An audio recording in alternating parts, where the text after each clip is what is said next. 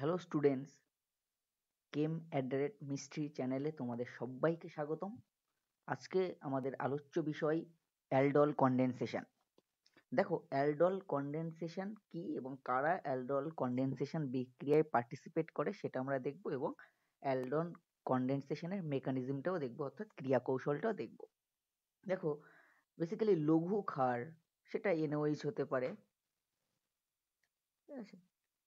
লঘু দ্রবণ ক্ষারের মানে সেটা NaOH এর লঘু দ্রবণ হতে পারে, বা লঘু ক্ষার NaOH, বা ব্যারাইটা BaOH. এই যে লঘু ক্ষারগুলো আছে, বেসিক্যালি লঘু ক্ষার মানে ক্ষারের লঘু দ্রবণ। হুম।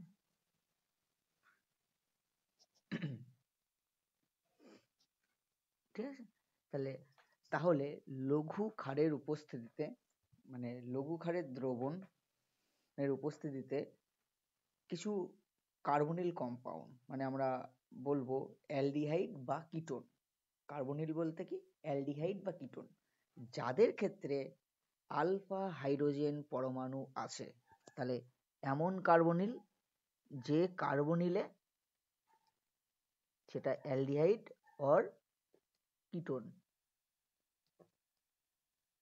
যাদের ক্ষেত্রে কি আছে বললাম, আলফা হাইড্রোজেন পরমাণু,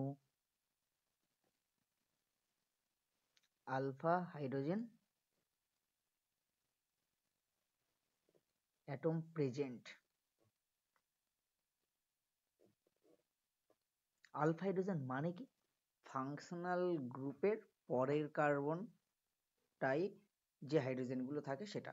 ধরো সাপোজ আমি যদি অ্যাসিটালডিহাইড বলি, CH3CHO, তাহলে এই ফাংশনাল গ্রুপের রেসপেক্টে তার পরের কার্বন এইটা, এই কার্বনের যে হাইড্রোজেনগুলো আছে তারা সবাই আলফা কার্বন। মানে আমরা যদি একটু ভেঙে দেখাই, তাহলে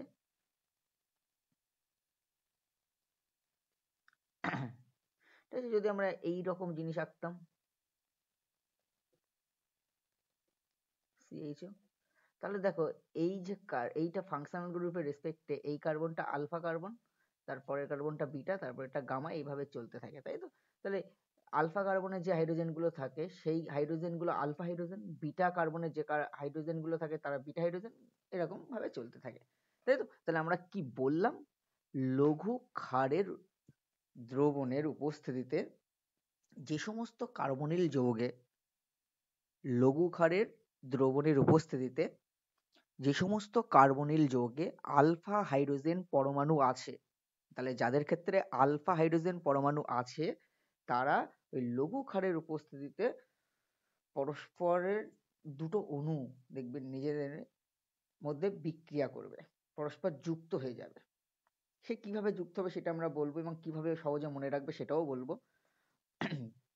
যুক্ত হয়ে বিটা হাইড্রক্সি অ্যালডিহাইড বা বিটা হাইড্রক্সি কিটোন যৌগ তৈরি করে, তাই তো?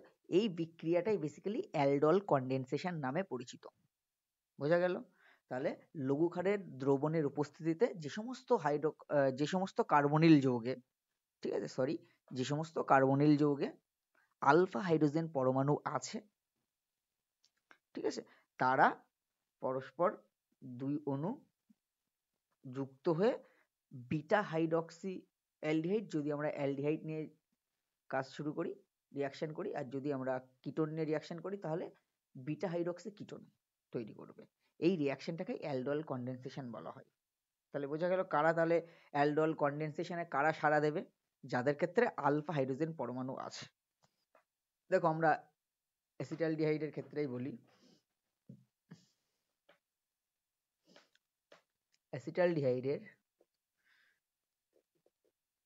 দুটো অণু পরস্পর বিক্রিয়া করে লঘু ক্ষারের উপস্থিতিতে লঘু NaOH এই কম্পাউন্ডটা দেয়, CH3 CH OH CH2 CHO। এটা বিটা হাইড্রক্সি অ্যালডিহাইড, এইটা বিটা হাইড্রক্সি অ্যালডিহাইড। এটার যদি আমরা সাধারণ ভাবে এইটাকেই অ্যাকচুয়ালি বলা হয় অ্যালডল। ঠিক আছে, এই অ্যালডিহাইড ফাংশনাল গ্রুপ আছে, আবার ওএইচ গ্রুপ আছে, অ্যালডল সেই জন্য। ঠিক আছে, দেখো এটা শর্টকাটে তোমরা কিভাবে মনে রাখবে সেইটা একটু বলে দিই। কার্বনিল যৌগ যেহেতু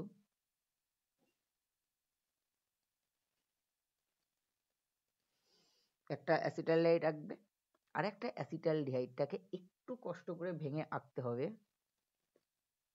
এইভাবে, CHO একটা আলফা হাইড্রোজেন পরমাণুটাকে ভেঙে দেখাবে। এইবার এইটা এরকম হবে, এই যে কার্বনটা কার্বনের সাথে জুড়বে আর হাইড্রোজেনটা হাইড্রোজেনের সাথে জুড়বে, এই পাই বন্ডটা উঠে যাবে, সি ডাবল বন্ড ও যে পাই বন্ডটা উঠে গিয়ে কার্বনের সাথে এই CH2CHও জুড়ে যাবে, আর এই যে অক্সিজেনের সাথে হাইড্রোজেনটা জুড়ে যাবে। এটা শর্টকাটে মনে রাখবে, অ্যালডোল কনডেনসেশনে এটা হয়, দুটো পরস্পরের সাথে জুড়ে যায়, তো তাহলে দুটো অ্যাসিটালডিহাইডের অণু এরকম ভাবে পরস্পর শর্টকাটে আমরা বলতে পারি।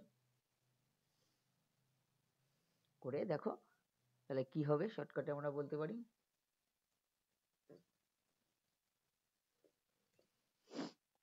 CH3, এইটা C হয়ে গেল, এইটা ও H হয়ে যাবে হাইড্রোজেন জুড়লে, এটা CH2, ওই কার্বনে CH2CH ও জুড়ে গেল, এইটা সেই অ্যালডল, মানে বিটা হাইড্রক্সি অ্যালডাইড, এটাকে আমরা অ্যালডল বলি, অ্যালডল। ঠিক আছে, এটাকেই অ্যালডল বলা হয়। ঠিক আছে, এখন আমরা যদি ক্রিয়া কৌশলটা দেখি অ্যাকচুয়ালি কিভাবে হচ্ছে, সেটা আমরা একটু দেখি, মেকানিজমটা দেখি কিভাবে হচ্ছে অ্যাকচুয়ালি ক্রিয়া কৌশলটা, ক্রিয়া কৌশল। ঠিক আছে, মেকানিজম দেখো, ফার্স্ট স্টেপে, প্রথম স্টেপে কি হবে,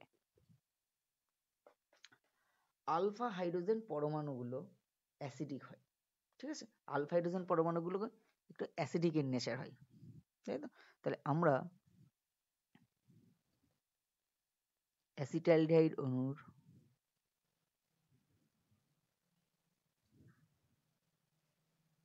এই হাইড্রোজেনগুলো আলফা হাইড্রোজেন, তাই তো? তাহলে এইখানে বেসিক্যালি প্রথম স্টেপে ক্ষার মানে ওইস মাইনাস সে কি করবে, এই আলফা হাইড্রোজেন পরমাণু যে কোনো একটাকে অ্যাবস্ট্রাক্ট করবে, যেহেতু অ্যাসিডিক হয় আলফা হাইড্রোজেন পরমাণুগুলো, একটা তুলে নিল, এইটাকে তুলে নিল, ভালো করে বোল্ড করে দিল। তাহলে কি হবে, ওইস মাইনাস তো এইচ প্লাস নিয়ে জল হয়ে বেরিয়ে যাবে, উভমুখী হয়, বেসিক্যালি উভমুখী চিহ্ন দিয়ে দেখো,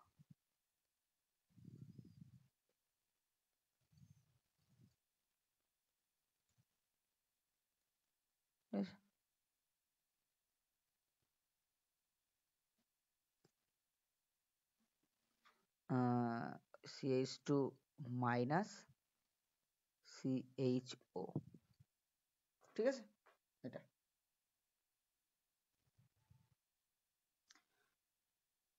হলো, এটা হচ্ছে কার্বোঅ্যানায়ন, কার্বোঅ্যানায়ন, কার্বনায়ন। ঠিক আছে, কার্বা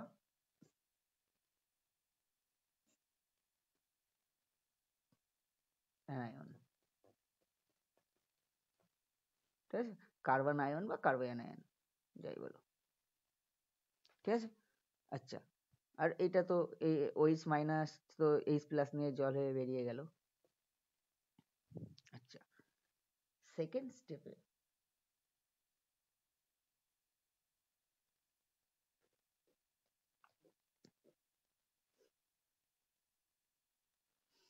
আমরা জানি কার্বনিলেস যে কার্বন, CO বন্ধনের যে কার্বন, সে কার্বনটা কি ইলেকট্রোফিলিক কার্বন সেন্টার, তাই তো? ওই যে কার্বন সেন্টারটা কি হয়, ইলেকট্রোফিলিক কার্বন সেন্টার, এইটা ইলেকট্রোফিলিক কার্বন সেন্টার, তাই তো? মানে ইলেকট্রন ডেফিসিয়েন্ট। তাহলে ফ্লিক কার্বন সেন্টার যদি এটা হয়, তাহলে এই যে কার্বো অ্যানায়নটা তৈরি হয়েছে CH2 মাইনাস, এখন নিউক্লিওফিলিক ক্যারেক্টার আছে, তাই তো? তাহলে এ এখন কিন্তু এই ইলেকট্রোফিলিক কার্বন সেন্টারে অ্যাটাক করতে পারে। এই যে ইলেকট্রোফিলিক কার্বন সেন্টার এখানে অ্যাটাক করবে, এটা খুলে যাবে, তাই তো? তাহলে আমরা একটু ফ্রেশলি দেখাই এটা। CH3 C double bond O H plus CH2 minus CHO, তাহলে ইলেকট্রোফিলিক কার্বন সেন্টারে অ্যাটাক করে ও ডাবল বন্ড, কার্বনের 4টে হাত সবসময় মনে রাখবে। ইকুইলিব্রিয়াম হয়ে CH3, এইখানে দেখো গুঁতো মেরেছে এই কার্বনটা, তাহলে এই কার্বনটাই গুঁতো মেরেছে, মানে এই কার্বনটাই খুলে গেছে, ও মাইনাস হয়ে গেছে, এই হাইড্রোজেনটা এই দিলাম আর জুড়লোকে ওই কার্বনের CH2 CHO, ঠিক আছে? এটাও কিন্তু অ্যানায়ন, ঠিক আছে? এখন থার্ড স্টেপে জল আছে মিডিয়ামে, জলীয় দ্রবণ, লঘু ক্ষারের দ্রবণ মানে জলীয় দ্রবণ আছে, তাই তো? তাহলে সে এই যে ক্ষারটা, এই যে অ্যানায়নটা উৎপন্ন হলো, অ্যানায়ন, সেই অ্যানায়নটা sorry CH3 CO minus CH2 CHO, এইটা এ এখন জলের অণুর থেকে H প্লাসটাকে তুলে অ্যালডল তৈরি করবে, CH3 CHOH CH2 CHO, এটাই সেই অ্যালডল, যেটা বিটা, দেখো এইটা আলফা, এটা বিটা, তাহলে বিটা হলো hydroxy position, beta position hydroxy group, beta hydroxy aldehyde, clear? তাহলে অ্যালডল হলো। এবার এই অ্যালডল কিন্তু নিরুদিত হয়, শর্টকাটে কিভাবে মনে রাখবে সেটা তো বলে দিলাম, ঠিক আছে? আচ্ছা, অ্যালডলের নিরুদন, তাহলে অ্যালডল কিন্তু নিরুদিত হয়ে, এই যে আমরা তার জন্য এইটাকে একটু ভেঙে দেখাই, আলফা বিটা অপনয়ন তোমরা পড়েছো,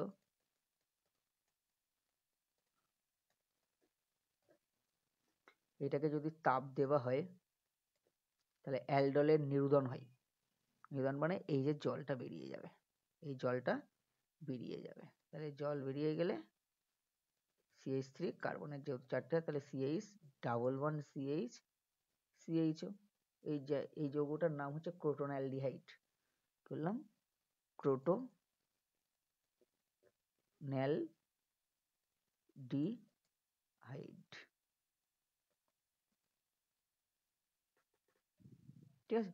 তোমরা যদি IUPAC নাম দেখো, মানে ইউপ্যাক নাম দেখো, 1 2 3 4, 4টে কার্বন, তাই তো? 2 নম্বর পজিশনে ইন, তাহলে 2 বিউটিন্যাল হবে, 2 বিউটিন্যাল, ঠিক আছে? ইন আর এল,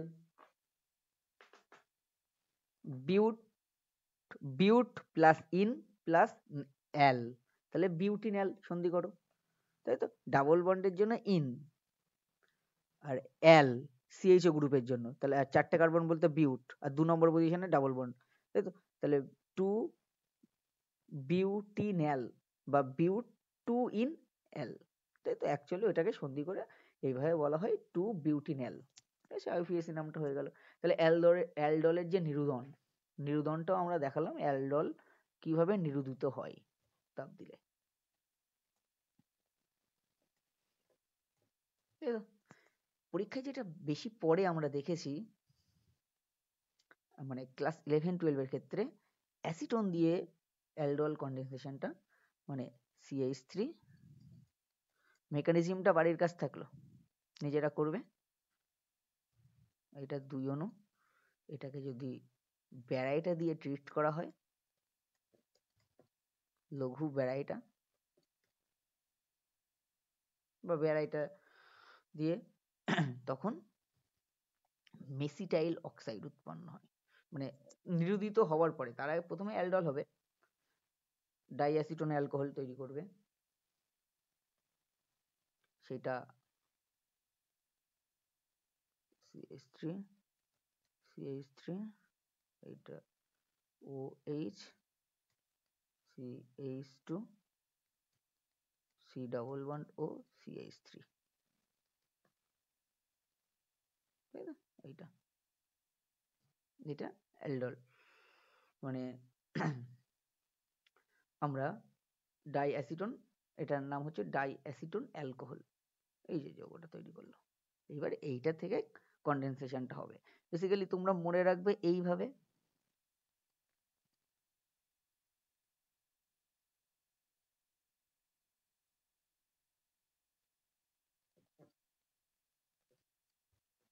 এই আর একটা অণুর আলফা হাইড্রোজেনটাকে ভেঙে দেখাও, তাই তো?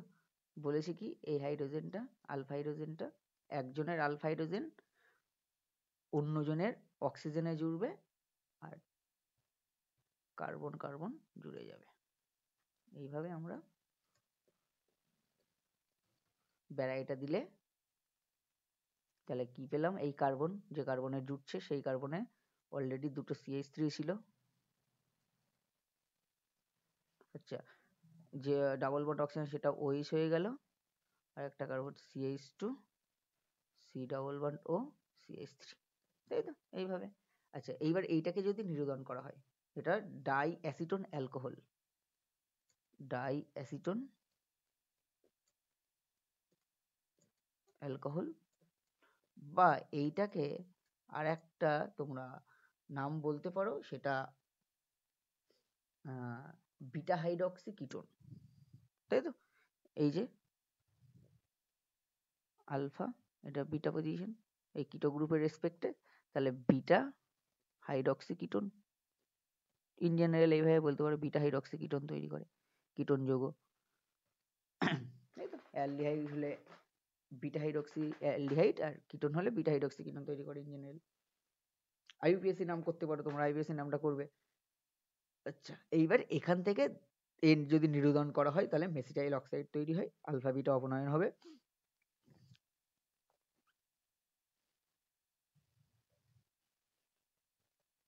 CH3 CH3 OH CH2 টা C double bond O CH3, এই যে কম্পাউন্ডটা বিটা হাইড্রক্সি কিটোন, অ্যাসিটোনের অ্যালডল কন্ডেনসেশনে প্রাপ্ত যৌগটা, সেটাকে যদি আমরা একটু ভেঙে লিখি,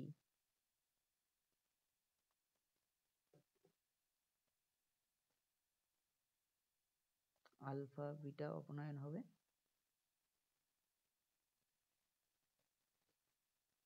জল বেরিয়ে যাওয়া, তাকে একটু দেখাবো আমরা CH3।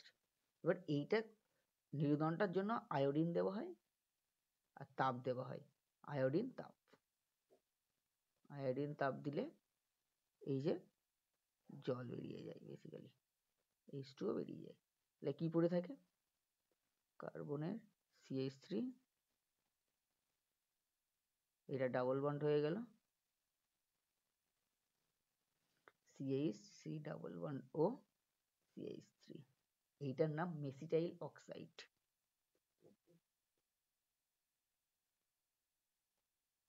মেসিটাইল মেসিটাইল অক্সাইড, ঠিক আছে?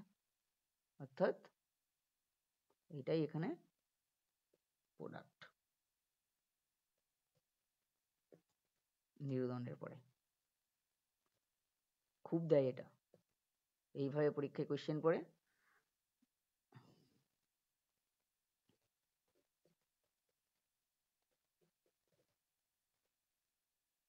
ব্যারাইটা এ, এটাকে আয়োডিন তাপ দেওয়া হলো, বি উৎপন্ন হলো। এবি কি? অ্যালডোল কন্ডেনসেশন দিয়ে কোশ্চেন পড়ে। ঠিক আছে, তাহলে আমরা একদম অ্যালডোল কন্ডেনসেশনটা কি সেটা পড়লাম। এর পরের দিন আমরা মিশ্র অ্যালডোল কন্ডেনসেশন নিয়ে কথাবার্তা বলবো, আর ক্লেজেন স্মিথ নিয়ে কথাবার্তা বলবো, এবং ইন্ট্রামলিকুলার অ্যালডোল কন্ডেনসেশন নিয়ে কথাবার্তা বলবো। ঠিক আছে, তাহলে আজকে এই পর্যন্ত। যেগুলো বললাম এইগুলো একটু ভালো করে ফলো করো, দেখো অবশ্যই পারবে। খুবই সহজ জিনিস অ্যালডোল কন্ডেনসেশন, মেকানিজমটা বুঝে বুঝে পড়বে, তাহলে মনে থাকবে। মেকানিজম হয়তো পড়বে না তোমাদের, যেটা ওই প্রোডাক্ট লিখতে দেবে। ঠিক আছে, আর কাদের ক্ষেত্রে অ্যালডোল কন্ডেনসেশনটা হয় সেটা কিন্তু মাথায় রাখবে অবভিয়াসলি। অ্যালডোল কন্ডেনসেশন কাদের ক্ষেত্রে?